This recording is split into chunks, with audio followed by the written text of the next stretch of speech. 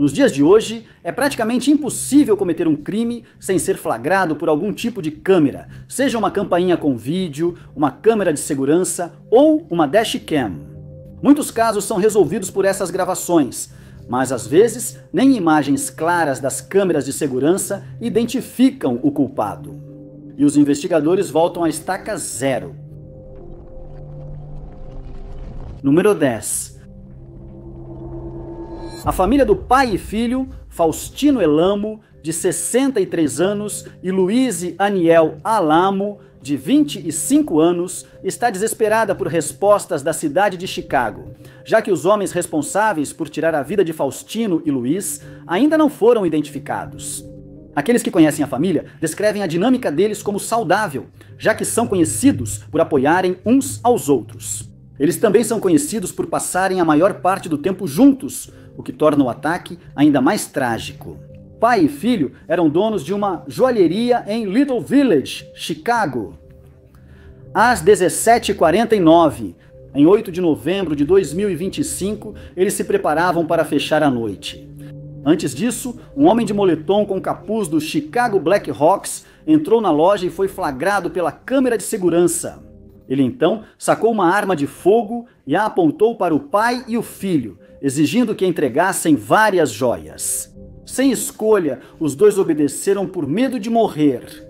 E assim que o assaltante conseguiu o que queria, ele começou a fugir.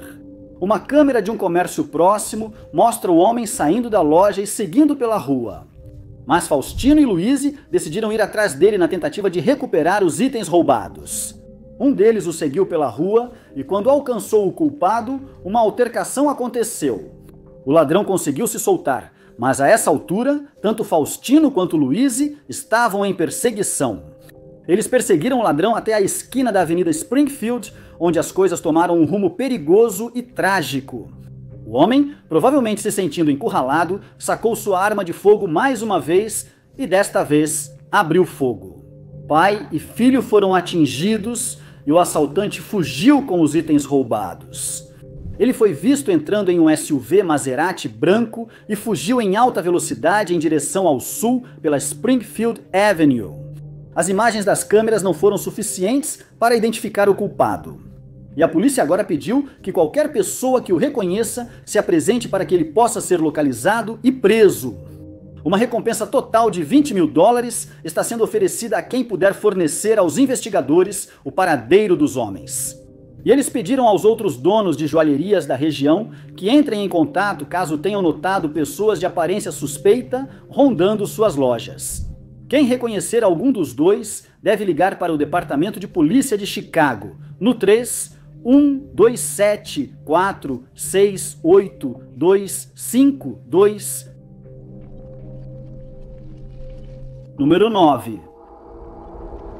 O caso envolvendo o operário metalúrgico de 35 anos, Corey Arismendes, que aconteceu em Austin, Texas, em 2022, deixou sua família e os investigadores perplexos, pois eles ainda tentam descobrir quem o atacou e qual teria sido o motivo. Imagens de câmeras de segurança já foram divulgadas ao público. Apesar de não mostrar o ataque a Corey, ela expõe seus passos nas horas anteriores à sua morte. E espera-se que isso ajude a refrescar a memória de alguém e que essa pessoa decida se apresentar para que o agressor dele possa ser capturado.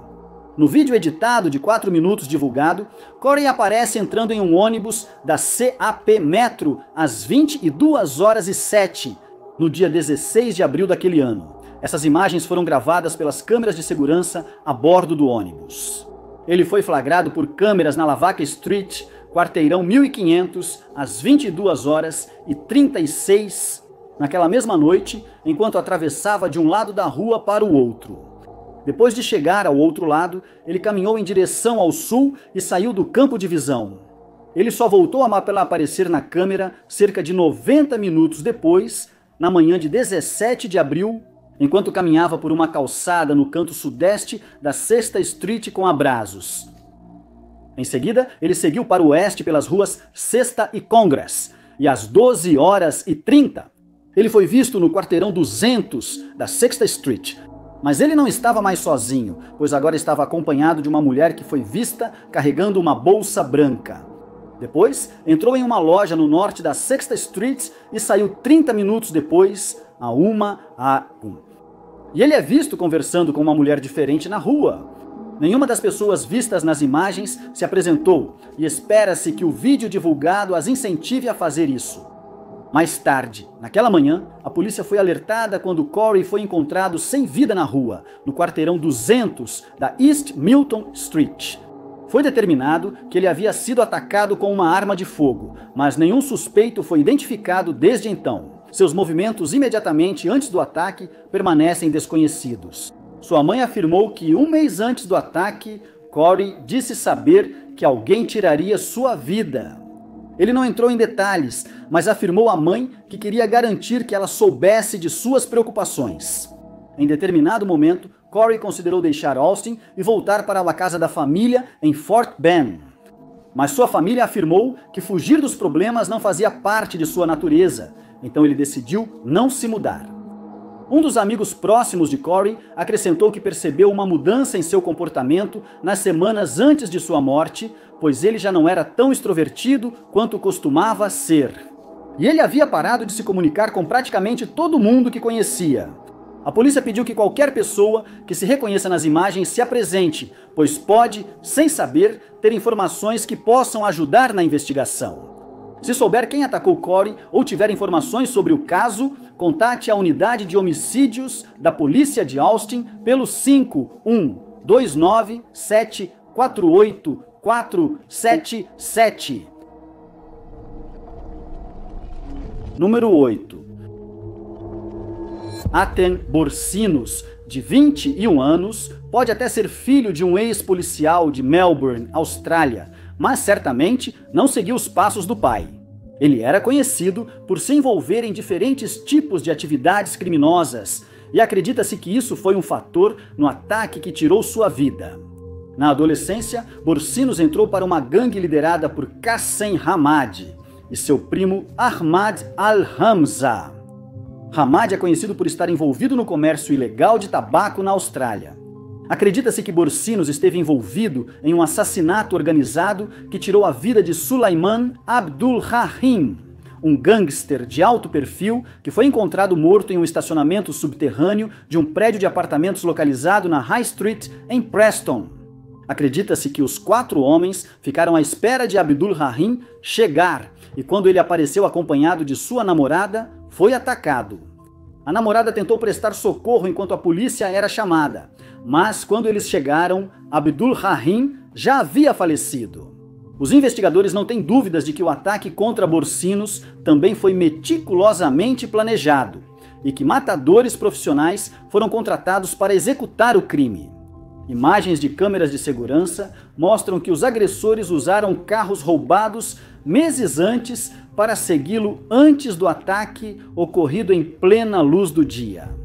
Curiosamente, ele estava prestes a comparecer ao tribunal por acusações de porte de armas, direção perigosa e posse de substâncias ilegais que haviam sido feitas contra ele. E ainda não se sabe se isso teve alguma relação com o ataque contra ele. O motivo do ataque ainda é desconhecido, mas suspeita-se que foi encomendado pelo envolvimento de Borsinos com o crime organizado. Os 2 homens foram flagrados por câmeras de segurança e a polícia pede que quem os reconhecer se manifeste. As imagens mostram 2 homens deixando um shopping em Epping com sacolas de papel pardo. Depois, eles foram até um SUV Volkswagen, registrado como roubado em Melbourne dias antes. Após realizarem o assassinato com sucesso, eles fugiram em um Nissan Patrol, mais um veículo roubado, e depois de percorrerem certa distância, abandonaram esse carro para pegar um Volkswagen Golf. Depois de viajarem no Golf por um tempo, eles trocaram de carro novamente e entraram em um BMW, mas não antes de incendiar o Golf, na esperança de que o fogo destruísse possíveis evidências deixadas. Se souber quem são esses 2 homens, entre em contato com o Crime Stoppers 1800333000. Número 7. Sean Fox, de 42 anos, é mais uma vítima de um ataque calculado que tirou sua vida em 2 de outubro de 2022 em Belfast, Irlanda. Agora, uma recompensa de $20 mil, cerca de $26 mil, é oferecida a quem fornecer informações que ajudem a resolver o caso. Mas nenhuma informação foi recebida até agora. Naquela tarde, Sean estava visitando o Donegal Celtic Football Club em Belfast, onde foi visto por várias pessoas tomando alguns drinks no salão de festas. Mas o clube entrou em caos quando 2 homens entraram e o atacaram na frente de várias testemunhas. Eles disseram aos investigadores que o ataque foi claramente planejado, pois os 2 homens foram direto a Sean e atiraram. Eles continuaram atirando depois que ele caiu no chão em determinado momento, ficando em pé sobre ele enquanto disparavam suas armas. Em seguida, eles fugiram na direção de Gidor Gardens e ainda não foram identificados, apesar de terem sido vistos por vários clientes do clube. O incidente aconteceu em menos de 60 segundos e deixou várias pessoas traumatizadas com o que presenciaram. É possível que os 2 homens conhecessem a rotina de Sean, já que ele era frequentador irregular do clube e provavelmente sabiam que ele pretendia passar um tempo lá. Naquela tarde de domingo, a polícia afirmou que é um milagre que mais ninguém tenha se ferido desde então. Cerca de 20 tiros foram disparados em segundos e muitos ricochetearam no chão, quase atingindo transeuntes. Eles acrescentaram que esse tipo de ataque não tem lugar em uma sociedade civilizada e que os 2 agressores precisam ser encontrados o quanto antes para que a justiça seja feita. Foi sugerido que o caso de Sean pode estar ligado a outro, no qual um amigo dele também perdeu a vida em um ataque semelhante. No incidente de 2018, Jim Donegan, 43 anos, aguardava o filho em seu carro fora da St. Mary's Grammar School, quando foi atacado por um homem que acredita-se fazer parte de um grupo paramilitar. O ataque também foi realizado em plena luz do dia e o homem em questão aparentemente não se importou em ser visto por várias testemunhas, assim como aconteceu no ataque a Sean. No caso de Donegan, sabe-se que ele fez vários inimigos ao longo dos anos. Mas a família de Sean e os investigadores ainda não encontraram um motivo para o atentado. Já que ele era muito querido na região, imagens das câmeras de segurança dos 2 homens foram divulgadas, mas eles ainda não foram identificados. O primeiro homem veste moletom azul claro com capuz, boné de beisebol, calça cinza e sapatos pretos. Ele usa luvas bicolores para não deixar digitais na cena do crime. O segundo homem estava vestido com um moletom claro com capuz e linhas vermelhas descendo pelas mangas, um boné, botas cinza e luvas bicolores. Se você viu algo útil naquele dia ou reconhece algum dos homens nas imagens, pedimos que entre em contato com o Disque Denúncia pelo número 0800 555 111. Número 6. Imagens de câmeras de segurança foram divulgadas no caso do envenenamento de Salisbury, quando um ex-oficial militar russo e sua filha Yulia sofreram uma tentativa de assassinato. No dia 4 de março de 2018, tudo começou quando Sergei e Yulia voaram de Moscou para o aeroporto de Heathrow, na Rússia, e chegaram lá por volta das 14h40. No dia 3 de março, no dia seguinte, o carro de Sergei foi visto indo para Devizes Road, em Salisbury, e os 2 depois foram a um shopping, onde ficaram em um bar. Depois disso, eles fizeram uma refeição em um restaurante chamado Zizi, e foram vistos saindo por volta das 15h30, após pagarem a conta. 40 minutos depois, a polícia foi avisada que um homem e uma mulher, identificados depois como pai e filha, estavam inconscientes em um banco de parque em Salisbury. Um chefe de enfermagem se deparou com a cena e imediatamente percebeu que algo estava errado. Quando notaram que Yulia espumava pela boca e seus olhos estavam vidrados, brancos e abertos, mesmo inconsciente. Eles foram reanimados várias vezes, mas continuavam desmaiando e, ao chegar à ambulância, foram levados ao hospital para tratamento.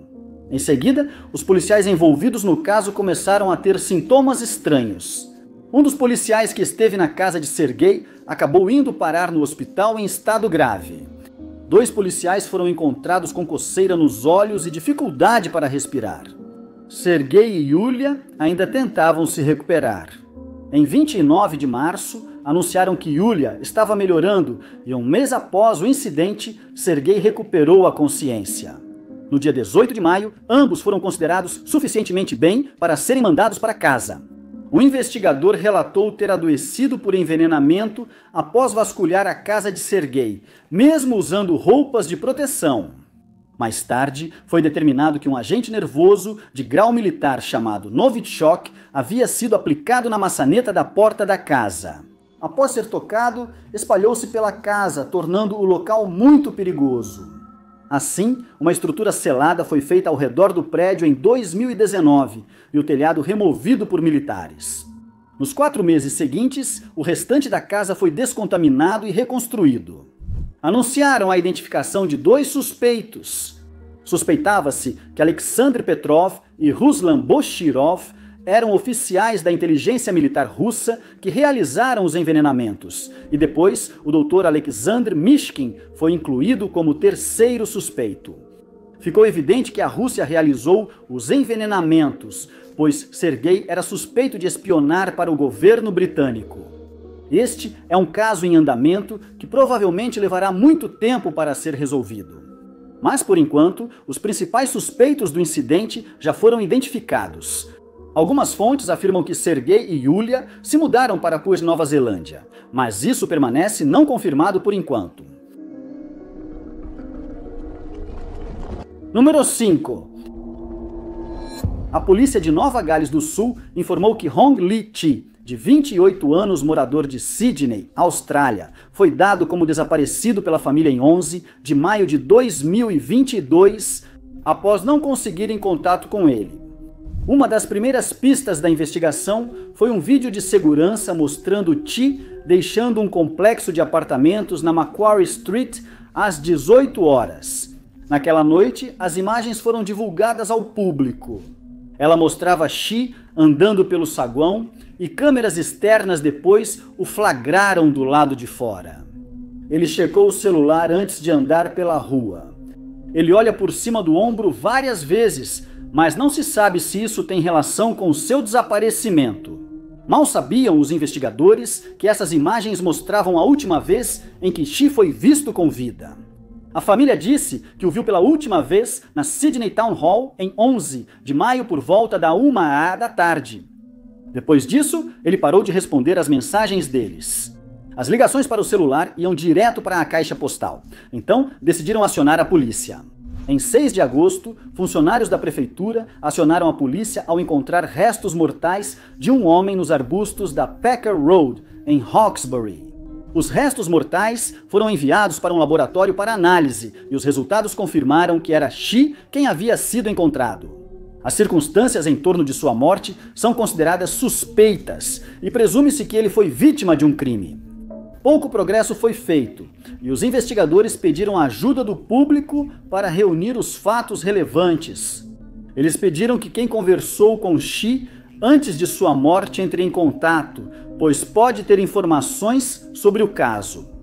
Muitas perguntas seguem sem resposta, como Chi foi parar a 80 quilômetros do local onde apareceu nas últimas imagens de vigilância. Além disso, ele nunca teria simplesmente parado de se comunicar com a família de repente.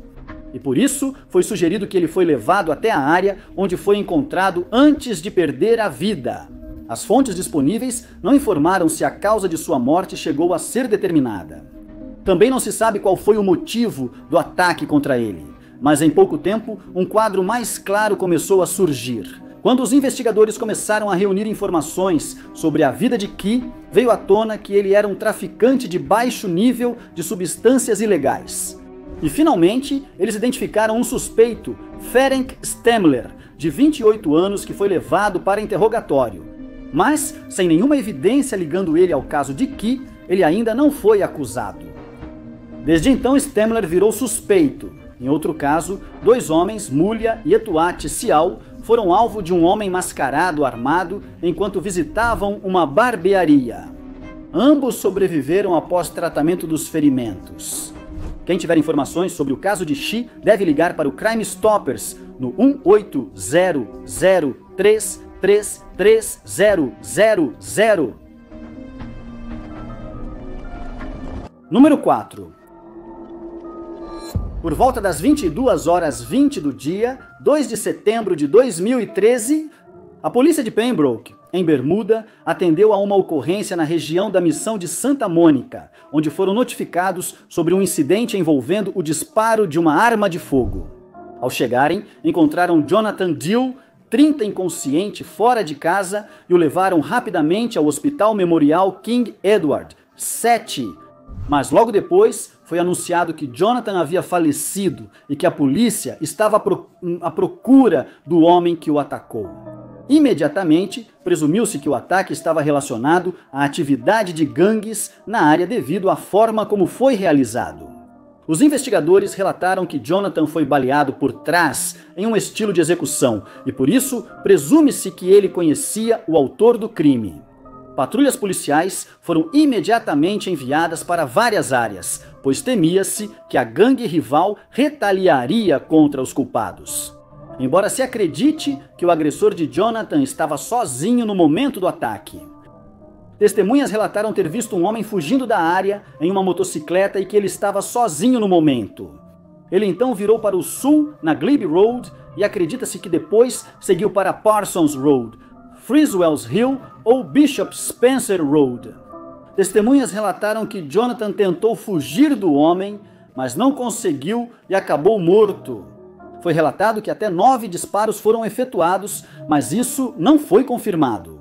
E acredita-se que Jonathan foi atingido apenas uma vez, mas o tiro foi fatal. Vizinhos afirmam que a casa de Jonathan é popular e sempre reúne pessoas.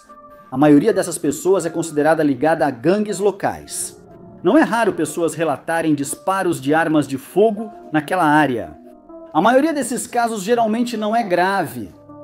Já ocorreram vários incidentes graves antes, incluindo um ataque parecido em que 2 pessoas morreram. Esses casos já foram resolvidos, pois os culpados foram detidos, mas o suspeito responsável por tirar a vida de Jonathan continua foragido. Há receio de que moradores da área saibam mais do que dizem, mas elas hesitam em se manifestar, já que o incidente provavelmente está relacionado a gangues e podem ter medo de sofrer retaliações se falarem. Em um esforço para refrescar a memória das pessoas, uma imagem de circuito fechado de televisão de um carro de cor clara foi divulgada ao público. Ela foi capturada às 22h20 naquela noite, enquanto era conduzido pela Glebe Road rumo ao antigo Pepper Potts. Vale ressaltar que a polícia não nomeou o motorista do carro como suspeito, mas acredita-se que eles possam fornecer às autoridades informações valiosas sobre o caso de Jonathan e por isso é importante que se apresentem. Quem viu esse carro também deve contatar a polícia, pois qualquer detalhe pode ser essencial para resolver o caso. A marca e o modelo do veículo seguem desconhecidos, pois as imagens das câmeras de segurança são de baixa qualidade. O veículo estava a uma certa distância da câmera que o capturou. Foram divulgadas imagens de câmeras de segurança de uma pessoa passando de moto e o condutor foi solicitado a contatar os investigadores, pois pode ter havido algo relevante. Quem puder ajudar na investigação deve ligar para a Unidade de Crimes Graves das Bermudas no 2471-739.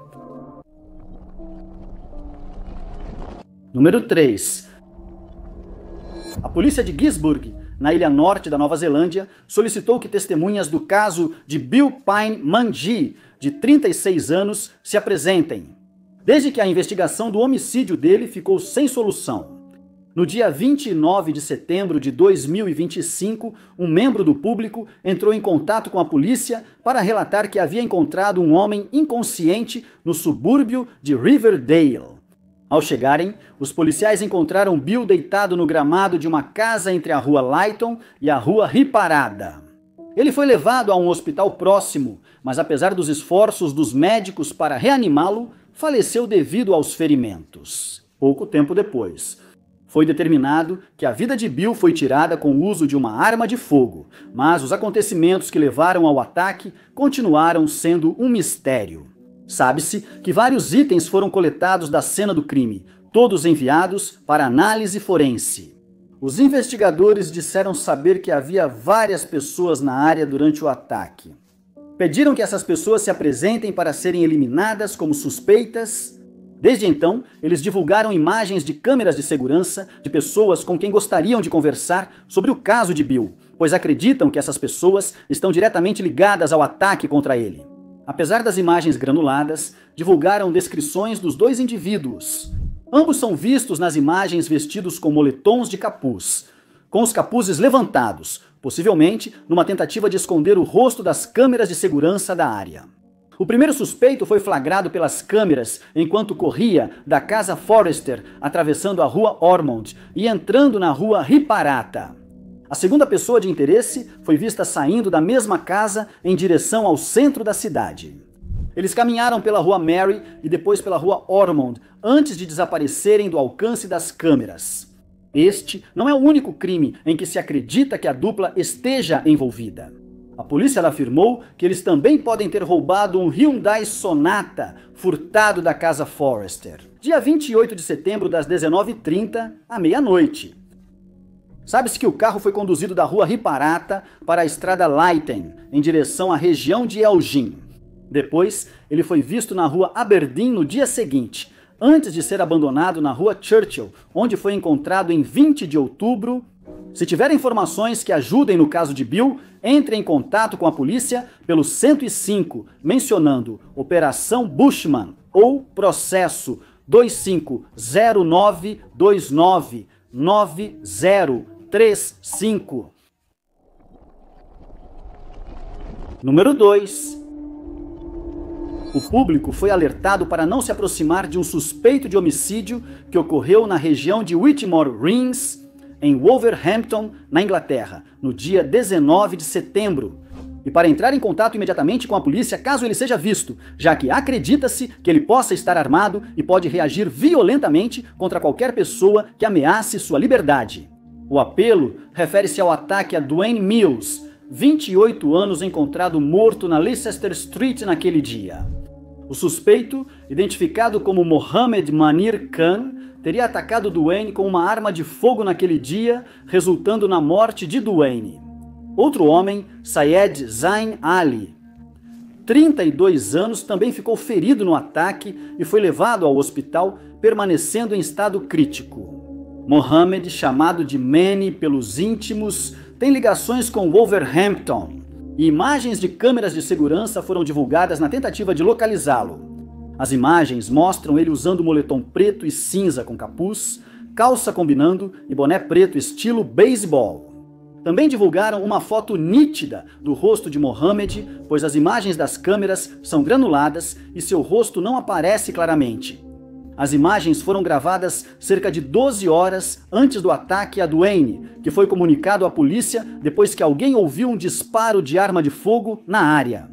Quando os socorristas chegaram, Dwayne já estava morto e Sayed foi levado rapidamente a um hospital próximo. 2 homens estavam em um carro na rua Leicester quando Mohammed se aproximou, sacou uma arma e atirou no veículo.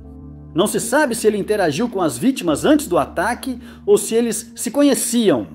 O motivo do ataque ainda é desconhecido, mas investigadores dizem trabalhar dia e noite para descobrir o ocorrido e encontrar Mohammed para levá-lo à justiça.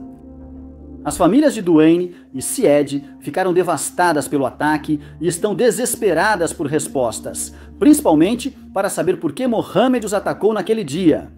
Espera-se que alguém reconheça o agressor e avise a polícia a tempo para que ele possa ser capturado.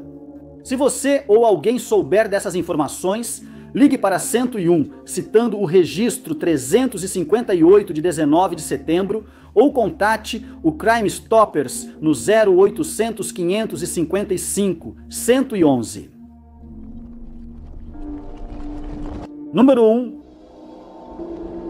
Há temores reais de que o caso envolvendo Joanne Sion Lawaki, um homem de 38 anos, que em 2024 morava em Dargaville, Nova Zelândia, tenha chegado a um beco sem saída e que em breve será arquivado.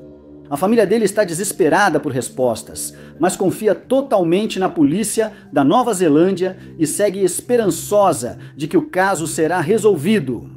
Em um esforço para conseguir novas pistas e informações relevantes, imagens de câmeras de segurança foram divulgadas ao público. Em 2 de agosto daquele ano, os restos mortais de Joana foram encontrados na praia de Rapiro, entre Omamari e Aranga. Os investigadores logo perceberam que ela foi vítima de um crime. Uma investigação de homicídio foi iniciada e logo informações foram divulgadas ao público. A polícia anunciou que estava procurando pelas roupas de Joana, que incluíam uma camiseta branca da Nike, uma calça escura da Everlast e um par de chinelos vermelhos da Adidas. Eles também não conseguiram encontrar o carro dela e pediram ao público que ficasse atento a um Mitsubishi Outlander preto. Acrescentaram que o veículo foi estacionado na entrada para a praia Omamari em certo momento, conforme testemunhas. A 19H de 1º de agosto daquele ano, embora os investigadores não tenham divulgado muitas outras informações sobre o caso, eles pediram que qualquer pessoa que avistar uma caminhonete Toyota Hilux branca, modelo 2012 com caçamba plana e gaiolas para cães na traseira, entre em contato com eles, pois acreditam que o veículo pode estar ligado ao falecimento de Joana. Joana e sua família costumavam frequentar a praia onde ela foi encontrada. A polícia não informou se sabe por que ela estava lá na noite em que morreu. Sugeriram que ela tinha problemas em casa e por isso decidiu dormir no carro por um tempo.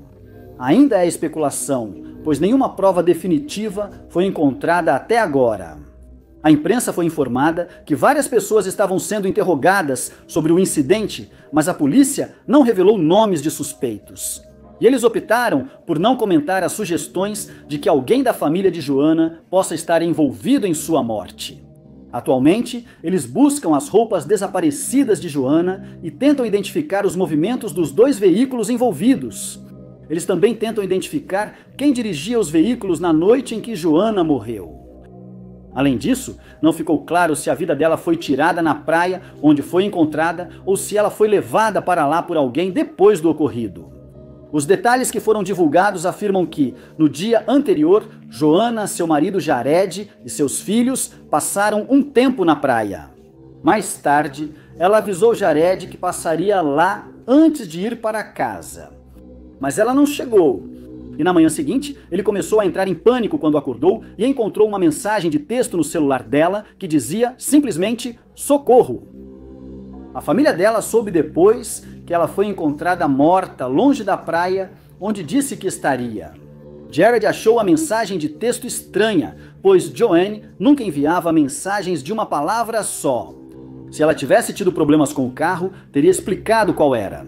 Por isso, ele acha que ela enviou a mensagem enquanto era controlada por alguém que depois a matou. Imagens de câmeras de segurança de um homem com quem a polícia gostaria de falar foram divulgadas, já que acredita-se que ele foi a última pessoa a vê-la com vida. O rosto dele foi borrado nas imagens, mas espera-se que alguém o reconheça e se apresente. Se você tiver qualquer informação sobre o caso de Joanne, pedimos que ligue para 105, mencionando o número do caso 24080390062. Obrigado por assistirem. Se gostaram do vídeo, cliquem no curtir. Além disso, não se esqueçam de se inscrever e clicar no sininho para ficar por dentro de todos os nossos próximos vídeos. Meu nome é Top 5 Desconhecidos e até o próximo vídeo.